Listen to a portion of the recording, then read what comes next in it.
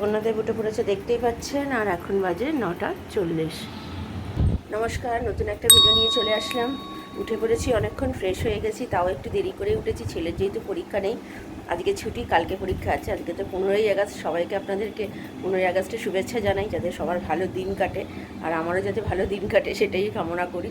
আমার হাজব্যান্ড আগে শরীর ভালো আছে, ওই ঘরে শুয়ে আছে। আজকে জল ছিল না রাত্রিবেলা, তার জন্য তাড়াতাড়ি করে আমার আজকে হাজব্যান্ড দেরি করে উঠলেও চলতো, কিন্তু ওই যে দায়িত্ব নিয়ে নিয়েছে ঘাড়ের মধ্যে, সেই জন্য সব কিছু তাড়াতাড়ি করে উঠে আগে জল একটার তো বিল্ডিংয়ের লোক না, দুটো বিল্ডিংয়ে জল পায়, তো সেই জন্য জলের জন্য ছুটতে হয়েছে। তো মানে যতই শরীর খারাপ হোক, যা হোক, কোনো কাজের বেলা কেউ দায়িত্ব নেবে না, কিন্তু কথা বলার বেলা দেখবেন সবাই কত কথা বলবে। তো যাক গে, এটা হচ্ছে ধর্ম হয়তো সবার। তো যাই হোক, আজকে এবার যাব রান্নাঘরে, যাব পমফ্রেট মাছটা বের করব, করে ভিনিগার দিয়ে ভিজিয়ে রাখি, তারপরে তো রান্নাবান্না শুরু হবে। এবার গান শুরু হচ্ছে এখন থেকে, বুঝতেই পারছেন। আজকে ভয়েস ওভার দিতে হবে, সামনে এসে কথাটা হয়তো খুব কমই বলা যেতে পারে। আর মাসি আসতে দেরি আছে, মাসি আসলে চা করবো, চা করে খাবো। আজকে পাউরুটি এনেছে আমার হাজব্যান্ড, দেখলাম, তো পাউরুটি দিয়ে হয়তো আজকে ব্রেকফাস্টটা সারবো চা দিয়ে। তো চলুন ছেলেকে তুলি, ছেলের স্যার আছে, কারণ কি স্যার তো আজ বৃহস্পতিবার আর সোমবারেই আসে। বৃহস্পতিবার উনি বললো যেহেতু পরীক্ষা আছে মঙ্গলবারে, তো সেই জন্য উনি কামাই করতে চাইলেন না, আর আমি বললাম না কামাই না করলেই ভালো, কারণ কি ও ভীষণ মানে বদমাশি করে, একদম একা একা পড়তে চায় না।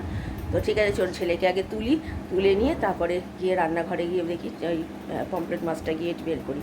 আমি আবার পরে আসছি। ছেলে দুধ বসিয়ে দিচ্ছি, আর এখানে আমাদের তিনজনের চা, আর এখানে দুধও বসিয়ে দিচ্ছি। যান, আর মাসি চলে এসছে, মাসি কাজ করছে।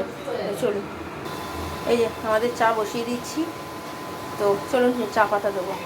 এই দেখুন আমার ছেলে পতাকা লাগানো হবে বলে নিয়েছে। চা ফুটে গেছে, চলুন।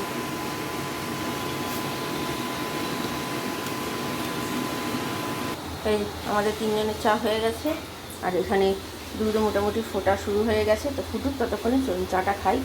এই যে এটা আমার হাজব্যান্ডের, আর এটা হচ্ছে আমার লুচি আছে, আমি লুচি দিয়ে খাবো। তো চলুন চাটা খেয়ে নিই। স্বাধীনতা দিবস বলে আমাদের পাড়া দিয়ে দেখতেই পাচ্ছেন সব বাজাতে যাচ্ছে, সব বড়রাও আছে, ছোটরাও আছে, সবাই আছে। আমাদের পাড়াতেও হয়েছে, সব পতাকা লাগিয়ে, বেশ ভালো লাগে। কিন্তু এত আওয়াজ, গান চলছিল বলে তাই জন্য আমাকে ভয়েস ওভারটা দিতে হলো, নাহলে না দিলেও চলতো, কারণ কি এইসব আওয়াজ তো কোনো ব্যাপার হয় না। তো চলুন দেখুন কত সুন্দরভাবে বাজাচ্ছে, আর আমি যদি শোনাতে পারতাম বেশি ভালো লাগতো, কিন্তু শোনাতে পারছি না, সেটাই আমার দুর্ভাগ্য। কপিরাইট, বুঝতেই তো পারছেন, কপিরাইটের ব্যাপারের জন্য আমি এটা দেখাতে পারি না। আর আমরা পতাকাও লাগিয়েছি, সেটাও আপনাদের সাথে শেয়ার করব।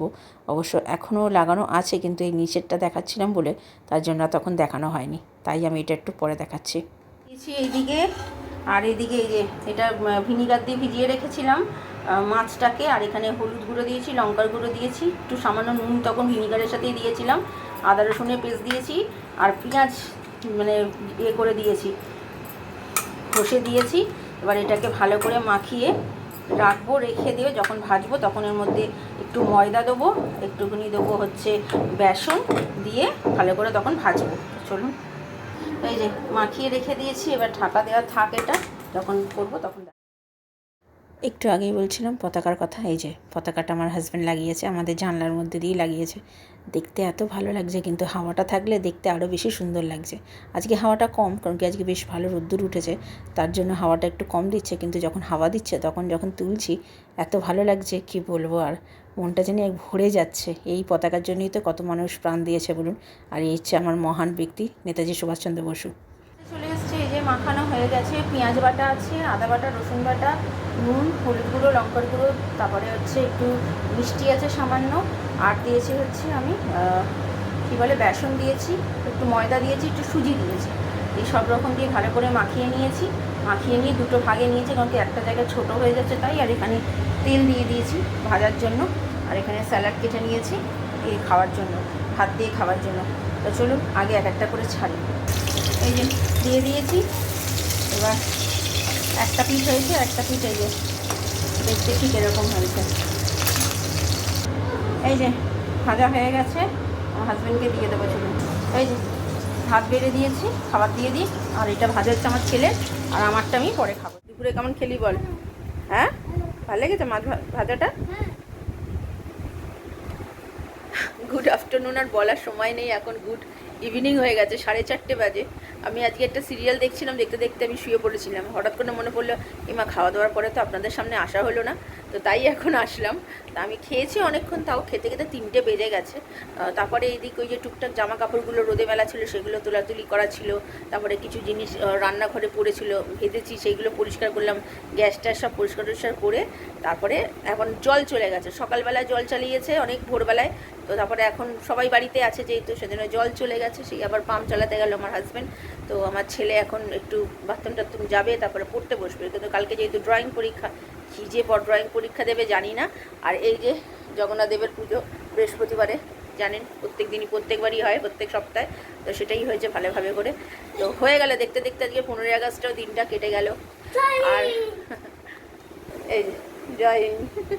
আর রাত্রিবেলা খাবার কথা দেখছি, কি খাবার হবে কি হবে না হবে জানি না, এমন কিছু রাত্রির জন্য কিছু খাবার করিনি। তো আমার হাজব্যান্ডের শরীরটা ভালো আছে আপাতত তো এখন। আর আমার ছেলে খেলা করছে এখন, কিন্তু কাল বাদে পরশু আবার পরীক্ষা আছে, সেটাও ভুলে গেছে।